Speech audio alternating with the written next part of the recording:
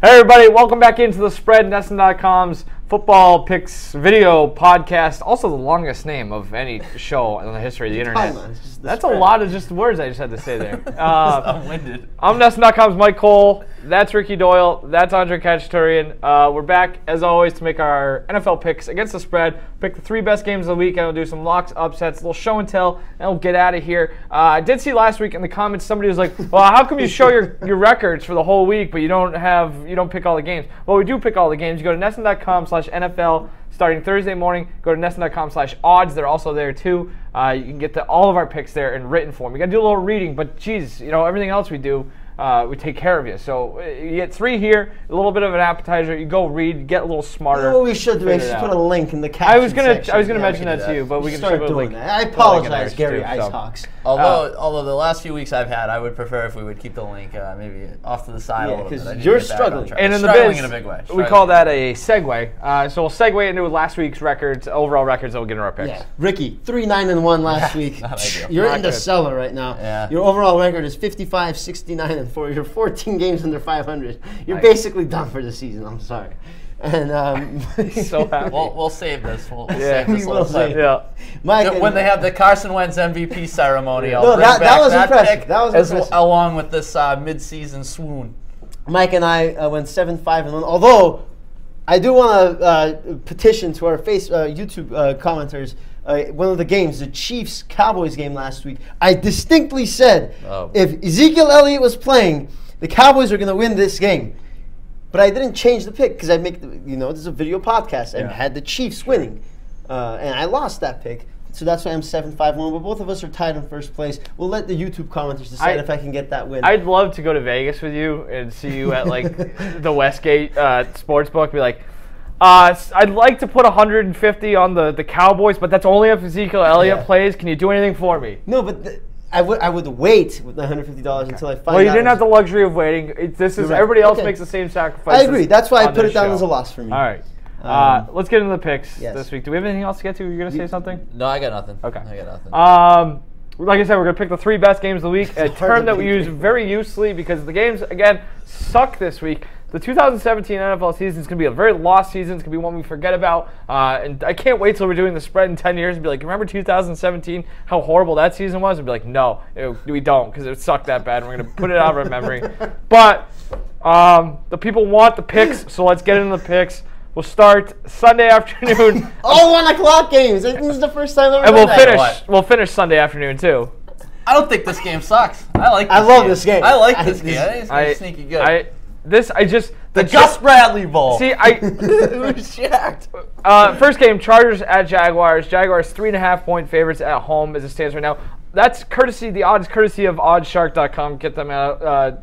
Go check them out. Go check out Johnny Oddshark. A guy, Johnny Oddshark. Yeah, what was your tweet about it? Especially if you're into college football, Johnny Oddshark's giving out winners every Saturday morning, 9:30 on Periscope. So go follow him. Go check out Oddshark. They got a great database, everything. So big thanks to them for everything they do, including facilitating our horrible record in the Super Contest this year. But that's Kayla doing in that. I don't care. That's neither here nor there. We're to the point where we're mixing up our strategy a bit in that, but it's again neither here nor there. Let's get to the pick. Chargers, Jags, 3.5-point favorites. The Jaguars are. Just the Blake Bortles doesn't do it for me. Otherwise, this game would be somewhat interesting, but I don't really care. You guys like it more, so why don't you start it off, Ricky? I like the Chargers. I'll take the points in this one. You look at this, two teams that get after the quarterback. Yeah. But I still look at the Jaguars. I'm not buying into them just yet. I mean, they do have 35 sacks this year, but you look, 20 of those came in 2 games, which is just kind of blows my mind. One of them against the Colts,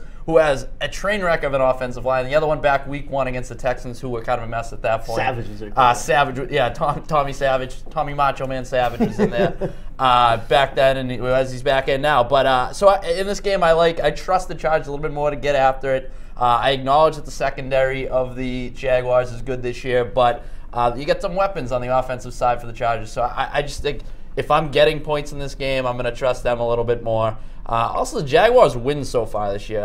I'm not. That's going to be Steelers. It's aside from the Steelers. You look Texans week 1 we just mentioned with Savage. The Ravens, that offense sucks. Colts suck. Bengals suck. So I don't know. This is kind of a legitimate test for them. I'm taking the points. Yeah, you also have to look at I'm taking the Chargers as well. You have to look at the Jaguars' defense is great, but they allow 4.9 yards per rush attempt. That's the second highest in the league. I think Melvin Gordon's if he's running the ball well, that's less pressure on Phillip Rivers. We all know Phillip Rivers, when he throws the ball 40 times or more, he's 12 and 34 in his career. I don't think he's going to have to do that in this game. I think he can get away with throwing the ball 30 to 35 times. Melvin Gordon will get a big rushing game, and Chargers, when Melvin Gordon gets 20 carries or more, they're 6-2. So I think the ground game is going to be very helpful for the Chargers. I'll take the Rams. Or, I mean, the Seahawks. Or the Seahawks. Jesus. The Jag. What game are we doing? Chargers. It's Jags. Jesus Christ. It's okay. I've been there many times. Yeah, no, you got. Hey, God Almighty. I'll take the. Take the Rams. Take the other team playing on that. Rams. Game. I'll take the Jaguars. I don't know, man. I saw Los Angeles. We're 10 weeks into it. I still can't figure out LA, San Diego. I'll take the Jaguars. I don't know. This game, I can see it going both ways because I think these are two relatively similar teams. Jacksonville's actually gotten better against the run. I think that was kind of an issue for them early on. It started with that Pittsburgh game. They did a good job against Pittsburgh. They've allowed 3.8 yards per carry the last 4 weeks, against some pretty good offenses in there. Pretty good offensive line too, or at least they've game planned done a good job of game planning, keep Blake Bortles clean. You're taking Jacksonville? Yeah, I'm taking Jacksonville. Yeah, I would take the Rams if the Rams are playing in this game, but I'll take the Jags. No, I do. The home team. I like that a lot more. Chargers. It's just. Phillip Rivers against good defense. I don't know if I trust it. But he's always in close games. It's another thing we didn't talk about. Sure, but it could be a spread. Yeah, it could be a 4-point game. He can lose by 2 points. He always loses by 2 points. I don't know. I just the Blake Bortles thing still makes me uneasy. That is wild. And I feel like in a game like this, I was reading there's a piece on ESPN.com about basically ranking the best front sevens in the NFL, and the Chargers obviously are up there, within the top 5. And a lot of that was due to the fact that, how quickly they get to the quarterback. They're like average, time in the pocket or whatever was relatively low. It's kind of a funny thing to break down if you think about it. It's like, yes, that's how they get it. Yeah. But then I looked and said, okay, well, how does Blake Bortles, what's his, how long does it take for him to get rid of the ball? Hangs on to it a little too long. Mm-hmm. And granted, it's a team we mentioned, it relies a lot on its rushing attack, but I can just see in this game in particular that him getting a little flustered. And I mentioned the Gus Bradley Bowl, but I joked about that. But hey, you got to know he's gonna know how to scheme against this guy a little bit. So. Yeah, but that could also be because his line is protecting him, so he has the ball in his hand long. Yeah, assuming that's a weird stat. I don't know how, but send me that link. I was just saying, it's pretty good. You know how I feel about front sevens. Assuming Leonard Fournette shows up and doesn't skip team photos or anything this week, Chargers giving up 4.6 yards per carry this season. That's among the worst in the NFL. Well, they're giving me 4.9. Jaguars. Hey. Well, I know. Did you not hear? Okay. You like my Jags? Let's move on. Jeez. Saints at Buffalo. Pace we're at right now. Frantic pace. Saints 3-point road favorites, right? Is that right? It's like 2.5, 3. It's weird to say that the Saints are road favorites at Buffalo against a Buffalo team that plays well at home, good defense. You just talked about my phantom game with the Rams. How about the Rams? Just a real quick aside. Sammy Watkins and Robert Woods on the outside there. The Bills probably would like to have one of those guys back, especially this week, where they might have to go blow for blow with the Bills. Like I said, Saints 3-point favorites on the road. Andre, why don't you kick it off? I think I don't care if they're on the road. I don't care how good the Bills have been at home. Their home wins have been against the Jets, Broncos, Bucs, and Raiders. 4 teams that give up a ton of yards. I'm taking the Saints minus 2.5. The Saints have the advantage at quarterback.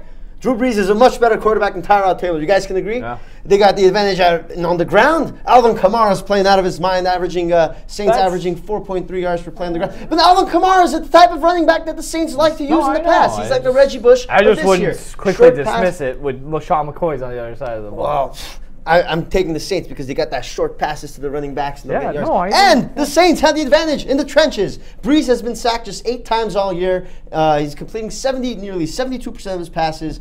Tyrod Taylor doesn't make any mistakes, doesn't throw any interceptions and whatnot, but he gets a lot of, he's not getting much protection. He's been sacked on nearly 10% of dropbacks, one of the highest rates in the league. He was sacked 7 times by the Jets on Thursday night. Saints are 9th in sack percentage. They're going to get some. They're going to win the battle of the trenches, the battle of the quarterbacks, battle of the running backs. They're going to win the battle in general. I like it. All right, Sure. I'm with you. I'm also taking the Saints. And for a lot of the points you mentioned, I think there's a direct correlation too between how good that their running backs been playing and getting rid of Adrian Peterson. I mean, Yeah. I'm glad they. I was wrong. I'm glad they find. Yeah, it was a big swing and a miss. But he's doing great in Arizona. He does. It's the old change of scenery. What a thing, dumb but- move by everybody involved. Yeah, I don't know what they were thinking. It was clearly an odd fit from the beginning. So glad they got rid of him.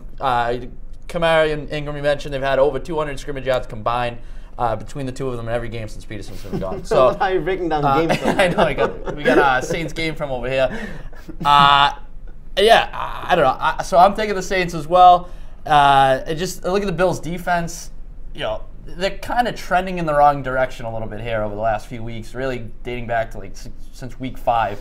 You look for the first 4 weeks, they kind of prided themselves on bend, don't break. Suddenly they're breaking a little bit, though, and it doesn't bode well when you're going up against the Saints team that doesn't turn the ball over. They protect it pretty well. So, yeah, there's going to be a lot made of Drew Brees playing outside. It's going to be a little bit nippy, I think, in Orchard Park. But 32. I'm not too worried about that just yet. Yeah, I'll take the Saints too. 32, no win though. So that's. Oh yeah, see, we're not talking like Right. gale force winds and blizzard like conditions. See, my issue with taking the Saints here has nothing to do with the actual game. It has more to do with like the slate this week. There are so many road favorites, and I'm always wary of road favorites for just. Yeah. Vegas is so much smarter than all of us, but. It just feels like the Saints might be a team that's maybe even a little undervalued. I think old narratives might be at play here where they can't go outside, they can't win on the road, they can't do that. They're 12-2 against the spread in their last 14 road games. It just kind of tells me they're undervalued. Drew Brees on the road this season, 72% completion percentage, 104 passer rating, thrown 7 touchdowns with 2 interceptions. Those 2 picks, I think both of them came against Green Bay a few weeks ago, which was an anomaly considering how bad that Packers defense is. So I'm not afraid of this Saints team going outside on the road. That's probably something I'm going to regret saying come Sunday afternoon, just because, again, if there's like one trap game this entire weekend, it might be this one. But it's just you look at the Saints, they feel like they have a better offense, obviously. They probably have a better defense, and they get the better quarterback. Yeah, the defense play really good. This is kind of we haven't said that sentence in 8 years. Against any team, let alone a team like the Bills, who have been a defensive-minded team for a while. I sense this was going to be a theme kind of this week of certain teams not playing good competition. I mentioned in the last game we just talked about. The same goes to the Bills. I mean, we're in week 10. They've played one team with a winning record, the Panthers. They lost that game 9-3. I mean, it's water finds its level at a certain point. But I think that might be more of a league-wide problem because you do look across and I just instantly when I look at team schedules, I'm like, that team sucks, that team sucks, that That's team why sucks. I look at a team like the Redskins as a team that they've played a ton of tough teams and they're what, 4-4? One of the few teams that you could say that for. We're actually about to get into that. Speaking of the Redskins, let's get into it.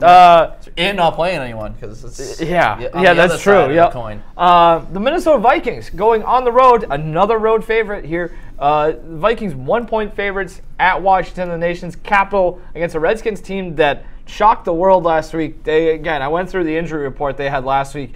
They listed 13 guys the day after the game. They go into Seattle, beat the Seahawks. Seahawks stink. But what? You guys were so high on them last week. They do. I'm done falling for that. I was high on them relative to. No, it's just a Russell Wilson roller coaster. I mean, he came down. Taking us around. I almost picked them to lose as my upset pick. Thursday night they got the Cardinals. That could be the road game. Yeah, you never know. So, like I said, Vikings 1-point favorites at the Redskins. Ricky, kick it off for us. I will take the Redskins in this one for what we basically just outlined. The Vikings, you look at their schedule so far, their wins. The Saints in Week 1, who were a mess back then, and they've since turned things around. Just talk about the Adrian Peterson thing. They were trying to figure out what exactly. Their defense was awful in the first 2 weeks, like historically bad. The Bucs stink. Bears stink. Packers without Aaron Rodgers stink. Ravens stink. Browns stink. So just beating up on bad teams, which, hey, I give them credit for taking care of business, but now you're playing a Redskins team that still we're trying to figure out, I guess, 10 weeks in the year what their identity is. But you got to admit at some point they're a decent football team. They're better than a lot of the teams I mentioned. And also the Vikings, their defense, you look at the defensive stats, pretty good so far, but they've played weak offenses in particular. Only one of the opponents that they faced so far is in the top 10 in yards per game, that being the Saints, and 2 in the top 10 in points per game. So this is a classic case of them beating up on bad teams, not playing so well against the good teams, I would imagine, this week, going up against the Redskins team that it put pressure on Russell Wilson last week. They had to step up defensively, they did. Well, I like the Redskins to win. They put pressure on Russell Wilson, but their quarterback was also heavily pressured as well. Kirk Cousins was sacked 6 times. He was safetied once. We talked about that offensive line last week. They survived. And they survived, yes. They did, but yes. Look, this is the week where the Redskins' offensive line is going to have very problematic because the Vikings' pass rush is electric. Last week, no, because no. I wasn't laughing at you. I'm sorry. What are you laughing? I'm just laughing at looking at the box score for the Redskins last week. They got outgained by 213 yards and they won that football game. Yeah, insane. Yeah. And look, Case Keenum doesn't make any mistakes. Very rarely makes mistakes. Speaking of sentences that we thought we'd say. Yeah, and that's the story of the 2017 season. You have to roll that one back. He's only been sacked 5 times. He's getting good protection up front. It's fairly accurate. Vikings have the 3rd best yards per play differential in football. I like that. I like the Vikings in this one. I think they can go out on the road and get a nice signature win and show that they're the kings of the NFC North. I still love the Redskins, but That surprised me because week after week you seem to be very high on the battle of the trenches and the fact that the Vikings don't make mistakes and Case Keenum gets protection is what does it for me this week.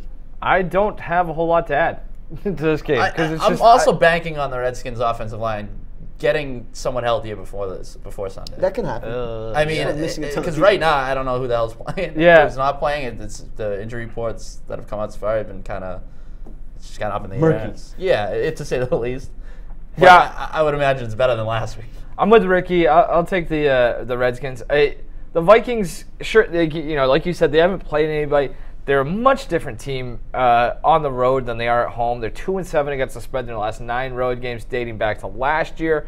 I mean, that was a big issue for them last year. Are they necessarily a whole lot better this year? I don't know. I haven't. Again, it's tough to say. Again, you could say that with anybody. Like we're at the point now in the season where we should know more about these teams, and I don't think we do. But I'm getting a point at home. I'll just take that and not think twice. Do you think that Teddy Bridgewater is going to eventually supplant Case Keenum here? I think as long as Case Keenum's not making mistakes and he's being a nice game manager, then it's kind of like a situation like last year with Dak Prescott. Like he was fine, but then at the end of the day, they needed someone in the playoffs who had experience, and Dak didn't have that. It's wild, yeah. Like, how do you? Well, I mean, Teddy Bridgewater doesn't necessarily have that. He has that Seahawks game, right? That really cold game where Blair Walsh missed a field goal. Yeah, I guess. It's so tough to gauge that too because they're so different than they were. Then he's got a much better offensive line to work with. Yeah, a new offensive coordinator. He's got some legitimate weapons now in Diggs and Thielen. It's just wild though to think that a team they're 6-2 right now. They win if they win this week. They're 7. Leading the division, they can make a quarterback change. I know it's tough, but I think this could be the type of game. It would be their 3rd quarterback too. It's just wild. But also, Case Keenum isn't Dak Prescott. Dak Prescott was much better. Exactly. So I'm saying if they come out flat this week on the road against the Redskins, I could see them making a change. Maybe next week, week 11, week 12. What a weird team. You really think about it. I mean, it'd be their 3rd quarterback of the year, and they've had success with all 3. It's just crazy. What a weird division, too. It is, yeah. It's still very much up in the air. The Lions, they're sitting there at 4-4, and I feel like a lot of people are assuming they're going to win the division now. Yeah. It's nobody's buying into the Vikings. Nope. Let's go to locks and upsets. Yeah, why don't you start locks and upsets? I'm going to start locks and upsets. What do you want to go with? Hey, Steelers minus 10.5. Why don't you start locks and upsets? I just did. He doesn't. Never mind. Never mind. Did I repeat your team again? No, you're good. No, go ahead. This is the Steelers 10.5 points over the Colts. Indianapolis is the worst good pick differential. Thank you. I appreciate that. You're welcome. If Steelers are coming off a bye, they're going to be well rested. More importantly, the Steelers are tied for 4th in sacks, going up against the leakiest offensive line. Colts offensive line is allowed. Yeah, it's like a leak. 35 sacks. It's yikes. And the Colts against good teams this year. They've played 4 good teams this year. Rams, Seahawks, Jaguars, Titans. They've been outscored 155-49. So Not good. It's not good. Ricky. My lock. I'm gonna take the Patriots. I know this is one of those situations where you look at the Patriots going into Denver. It's always kind of an uneasy feeling, and I think they're just gonna go in there and blow the doors off them. I think that this obviously the Broncos defense still is somewhat imposing despite last week's debacle. And I don't know. I just still put a lot of stock in the Patriots coming off a bye. I know they haven't really been in the last few years as dominant as they have been in the past. I think it's 3-3 in the last 6 years after a bye, after starting 9-1. So the mystique, I guess, is gone. But I trust them to come up with something against this offense and shut them down completely. I agree. 83% of the bets coming in on the Patriots so far. I don't know if you mentioned that's this somewhat too. surprising. Broncos' worst turnover differential right now. When did that happen? Because I feel like the people that are in on the Broncos are like all in on the Broncos. Yeah. I've seen a lot of people calling for the outright upset, which I just I might don't take see the happening. points in that game. I don't know. We'll see. Broncos stink. Look at the teams that have beat going back to that Patriots bye thing. Yeah. So it's like maybe it's just a product of playing good teams. And the three losses they've had in that 6-year span have all been against like teams I think that have won 10 games and made the playoffs. So this isn't an instance that you're facing a good opponent. I'll take the Jets, 2.5-point favorites on the road against Tampa Bay. McCown's been pretty good for the Jets this year. Remember they were supposed to go 0-16. Yeah. Now I'm picking him as a road lock. McCown's completing 70% of his passes. Tampa Bay defensively stinks. They don't get after the quarterback at all. They're allowing 69% completion percentage against. That's 30th in the league. The Bucs won't have Jameis Winston. They won't have Mike Evans. I think the Bucs are ready to quit on the season, and the Jets would be happy to oblige. Because it makes more sense that the Jets should want to lose, but they're going to be they'll be 5-5 if they win this. They can make a sneak in as a wild card. Incredible, Maybe if they unbelievable. Just keep winning like this. But Ryan Fitzpatrick will be quarterbacking the Bucs, and he has experience against. He's been on the Jets before. Yeah, he kind of stinks though. Yeah. But he might be better than Jameis. tough. Ryan Fitzpatrick revenge game. We got the Gus Bradley revenge game. We got the Ryan Fitzpatrick revenge Well, game. it's Bucs also pass rush is non-existent. Oh man, What are they? 8 sacks the yeah, whole it's year. nothing. It's also Josh McCown revenge game. Josh McCown revenge So game. many Double revenge game. Then again, when you're talking about Josh McCown and Ryan Fitzpatrick, I feel like every week is a revenge. This So is many gonna have bad the league. quarterback matchups. Gee. That's great. That's Josh great. McCown would More have. often than not, it's a revenge game. I think Josh McCown played in the whatever the hell that league was for Hartford. So I'm just hoping Josh Johnson gets some reps this week. Josh. all right, Ricky, give us an Josh upset. Johnson revenge game. I'll take the for the second week in a row. I'll take the Dolphins as my upset. It was a good pick last week. Yeah, they stayed in there. Showed a little bit more on offense. I guess going up against the Raiders defense, a lot of teams could show a little more on offense. But this is more about the Panthers. They're another team. I know they won last week against the Falcons, who, let's face it, they're pretty much they're all out of whack. Yeah.